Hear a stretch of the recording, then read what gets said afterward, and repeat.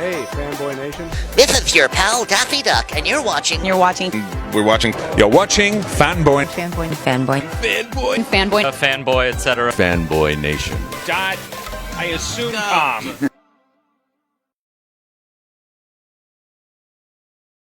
It's people like this man and his surname is the reason why I don't announce ice hockey. Danny Turkiewicz, how are you today? Good. How are you? Thank you for having me. I'm great, man. This is why I announce baseball, because these Polish names are way too hard to pronounce. Yeah. Well, yeah, you do got a good radio voice, so. Man, congratulations. World premiere. Thank you. Pulp Fiction at the Lido Theater in Newport Beach for the Newport Beach Film Festival on October 19th. And you got a second showing. So congratulations. And on top of that, this is your feature film directorial debut. Yes, it is. So yeah, a lot happening. Man, you got it all going on. And the Lido is reopening after, I believe, more than half a decade. So yeah, opening just for us, so they renovated. It looks awesome. Right. This place from the 1940s, they're like, we're just going to wait on Danny, who's going to take a short film of the same name and expand it into an hour and a half. Right. Exactly. Yeah. How did the original story come about? Because it was in 2022 with the short film. At the time, there was another film called Stealing Chaplin with a similar premise. But I actually don't, I've never heard. I'll have to look that up, actually. Yeah, they were actually stealing Charlie Chaplin's body, though. Okay, a little different, but yeah. Yeah, it came about when I first moved to LA. Me and a friend went to the New Beverly Tarantino cinema, and there was Pulp Fiction midnight screening, and they announced the guy in the front announced the film, and it was like almost like a rock concert, and people were going crazy, and like as if it was some holy thing, Tarantino's personal print. And I said to my friend next to me, I was like, this is pretty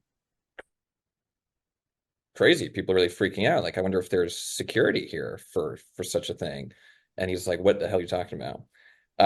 Fast forward, I ended up making it into that. I thought the idea was funny enough to make into a short film. And we filmed it the day before lockdown of COVID. And then edited throughout COVID. We released the film on Instagram. It did very well. And I was like, okay, I think maybe there's a fan base for this kind of film. I think maybe I should, try and turn it into a feature. And here we are. And you brought back Cazzie David into the film. So she brought back Cazzie. I didn't bring back myself acting in it, but I replaced myself with Jon Rudnitsky, who's amazing. Jon is fantastic. Another hard name for me to pronounce. Again, this is why I don't do ice hockey. Right. When you brought Cazzie back and everything, how it rolled around, like, how did the original short concept, because I didn't get a chance to watch the short, evolve into the full-length feature, and what were some of the things that you wanted to tweak between the two? The short was pretty much just a scene from the feature script. The short was also like 4:3 aspect ratio, black and white. I never thought it was going to be a feature, so I decided to do it like that. And for the feature version, I kind of knew early on that it was a niche topic to begin with, and if I did it 4:3 black and white, I don't know if anyone would watch it. So I decided to do it anamorphic, do it in color, and kind of make it a bigger scope of a film. But that was sort of the main difference too, visually. Right. And then you turn it into a full-length feature, landing Jason Alexander. Landed Jason Alexander we got him like 2 weeks before we started filming too. So there was really like no time to process, getting to work with someone like that for the first feature. And, we were trying to make this film for 2 or 3 years, and 2 weeks before we were starting filming, we got the dream actor. Was kind of crazy. But well, you got him, you got Jon, Karan Soni, Cazzie's back. Like, you have a lot of talented people for a first-time feature director. Yeah, it was pretty surreal. I mean, I think working with any of these people for any like feature would be the dream. And I never would have thought, I always also wanted to make a feature. Like that was always a dream to make a feature. And like, obviously never know if that dream is ever going to happen. But yeah, to work with these actors for the first time was like, my parents are massive Seinfeld fans, so they were freaking out, I think more than I was too, like on set and everything. So, but yeah, it was a dream come true. Yeah. Well, the film is fantastic. It's absolutely hilarious. It has a Thank you. very dry sense of humor to it in some aspects to it. So if you're not paying attention to the dialogue, you're gonna miss some of the jokes, which I really appreciated because it made me focus more in on the movie. Yeah, it's funny because we had like some test screenings or some smaller screenings of it, and it wasn't until we kind of watched it with like a bigger audience that I was like, oh shit, there's a joke pretty much every line of dialogue. Um, obviously I wrote it, but I didn't kind of realize that until seeing it with an audience. And yeah, if you're not paying, a lot of the laughs kind of go over some of the other jokes that maybe I liked better. So I think hopefully people watch it more than once. Yeah. When you get you submit your film to film festivals, and then you get the call from Newport, which is celebrating its silver anniversary. For people that don't know what a silver anniversary is, that's a quarter of a century, 25 years in celebrating, and you're going to be at the Lido. What's that like for you? It's like, wow, this theater was built in the 40s, right around World War II. It's nearly a historical landmark. This is a huge festival in Southern California, and it's the world premiere. Yeah, I mean, I think, being that it's so close to LA and so many people that worked on the film and a lot of the cast and the crew, even, my close friends in LA can drive, an hour down to come see it at the Lido. And but yeah, they were so, they wanted us early. They wanted it to be a centerpiece film. And so they've been so supportive of it. And I'll always remember the first feature being at Newport, and hopefully I'll be back many more times. But yeah, it's been, I've been looking at the photos of the Lido and looking at how many seats there are, and so getting nervous and excited. But yeah, it's going to be awesome. Listen, man, you did something right if you got a second showing. That's kind of hard to pull off. Yeah, apparently, ticket sales are going well, so they added a second one, so now I have to sell out that one too. But Yeah. What was your parents' reaction? Not only because you got Jason, but to see the film in its entirety, to go, our son that went from the dreamer to the filmmaker. I mean, they were extras in the film too. They were in the Pillasdorf party scene. And seeing, them meeting Jason in that setting too, like being their son's film, I think,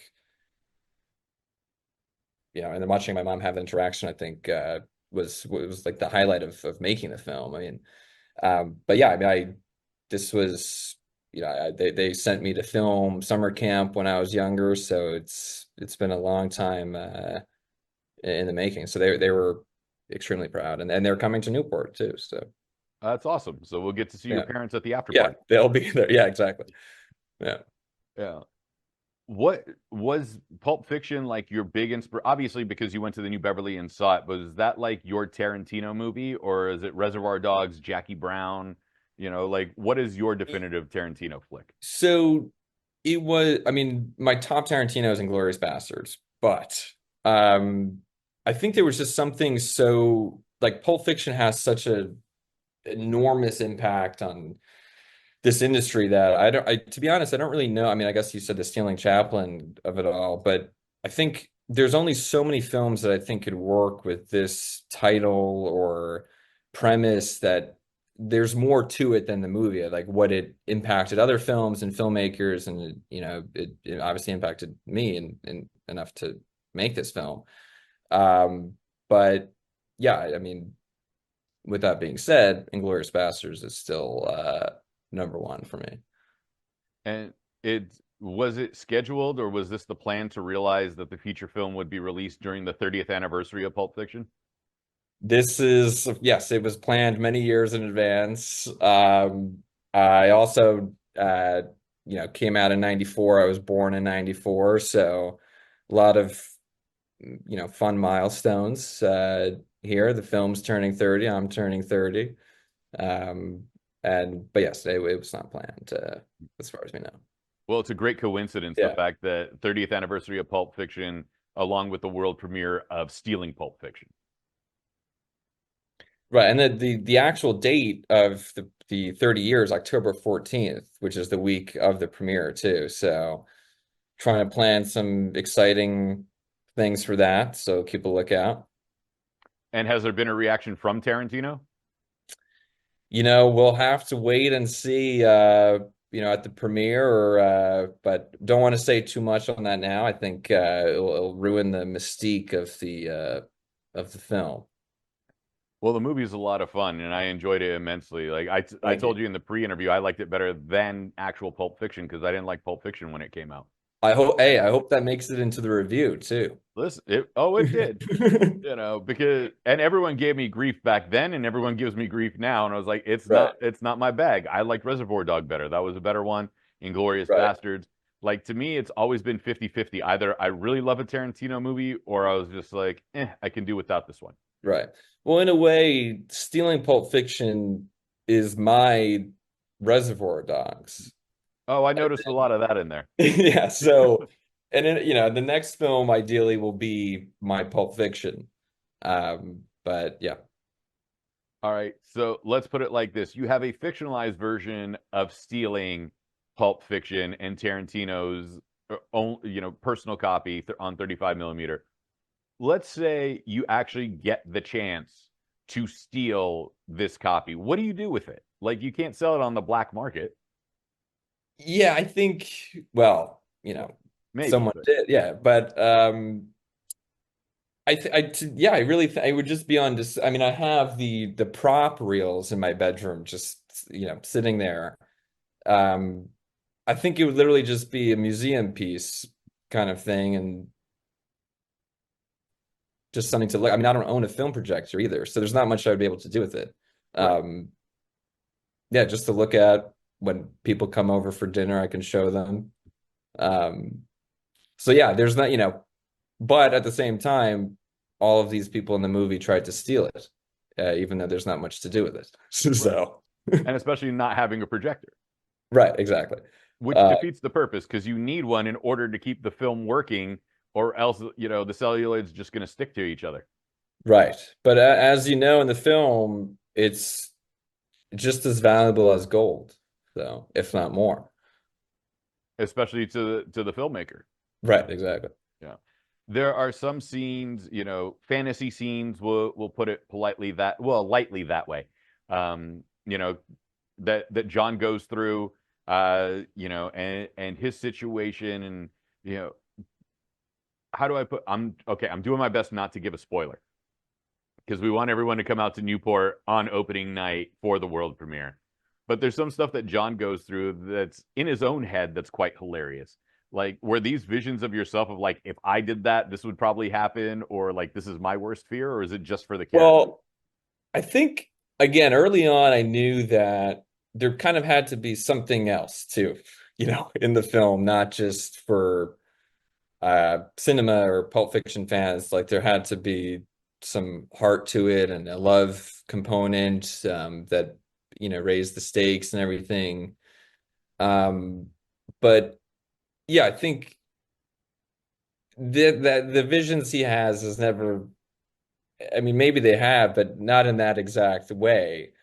But I think it just showed how important it was to him to have the reels and what to do with them. And again, more so that if you've never seen Pulp Fiction, there's still elements of the film that you would enjoy. Everyone can relate to having a crush, or doing crazy things for love, as John does in the film. So, but I that hasn't happened to me, to steal something like that for love, but right. Not yet, at least.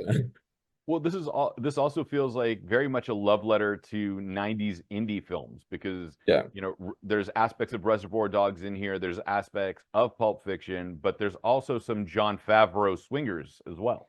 Yeah, I mean, I think a lot of that also played into, we filmed the film in 14 days. It was under $1 million budget, and so there's not much you can do besides people talking in diners. And I really wanted to lean into that sort of 90s independent wave that I think is not really here right now, of these under 1 million sort of just passion films. And yeah, I mean, it takes a lot from that period, and definitely swingers. And but yeah, like you said, I think it does lean into Reservoir Dogs a lot, because it is just a lot of talking about doing the thing, and then when they do the thing, it doesn't last that long. So Right. And one major spoiler, nobody gets their ear cut off. So right. yeah. That special effect would have been a little too much for the $1 million budget. Yeah. Yeah. Kevin Smith just did a film, I think it was called 430, which 430, was, yeah, loosely based on his youth. So let's fast forward your career in 30 years. What does a retrospective on Danny look like in his teen years? Well, it's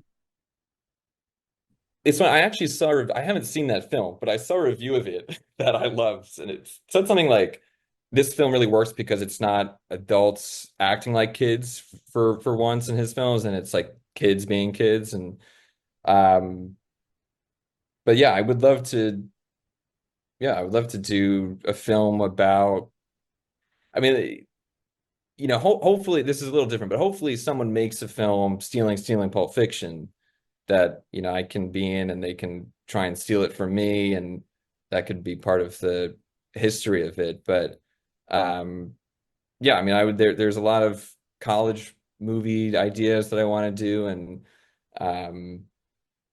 yeah, I don't know what they would look like exactly, but yeah. Any of your other shorts that you've made that you'd want to translate into full-length features? The Blue Creek Mountain is a summer camp movie that I would love to do, which I actually have a script for. But the next one, I'm trying to do, I don't know if you noticed in the film Stealing Pulp Fiction, there are fake movie posters in the lobby and in John's bedroom. And one of the films is called Aliens in Aspen. And that's the next one I'm trying to do, and I have the script ready to go. So when the real, Turkiewicz fans look back at Stealing Pulp Fiction, they're gonna, how did he do that? That's his next movie in there. So then what would we call your fan base at that point? I don't well, hopefully people say that the film is very Turkesque. Okay. I don't know what the fan base would be called yet, if you have any good ideas. Well, I think turkeys would be out because Turkeys. that could be, construed as an insult. Like Yeah. anytime someone got a low Turkenites. grade in my English class in high school, I don't want to say the teacher's name because he might still be around, but he'd call everybody a Yeah. turkey if they failed a paper. So Yeah, wouldn't want that. Let me get back to you. I'll get all right. back to you some of Newport, yeah. All right. Well, we'll be there at Newport Beach. The film is absolutely fantastic. Stealing Pulp Fiction. Where can we find you on social media if we want to connect with you and give you a reaction from the world premiere? The handle for the production company is called Pillisdorf Social Club. And then my Instagram is just my name, Danny Turkiewicz. So those two are the main ones we've been using, and there's a teaser out for the Newport screening, and a poster that you can check out. So a lot of fun stuff online right now. Awesome, man. Thank you so much for your time. I really Thank you. appreciate it. Stick around for a minute because there's something I want to ask you off the record related to the film that's a bit of a spoiler. Got it. Okay. All right. Awesome. Thanks so Thank much, you for Danny. having me. All right. Again, world premiere October 19th, Lido Theater, Newport Beach Film Festival. Get your tickets. We'll link everything below. Congratulations on your first full-length feature. Thank you.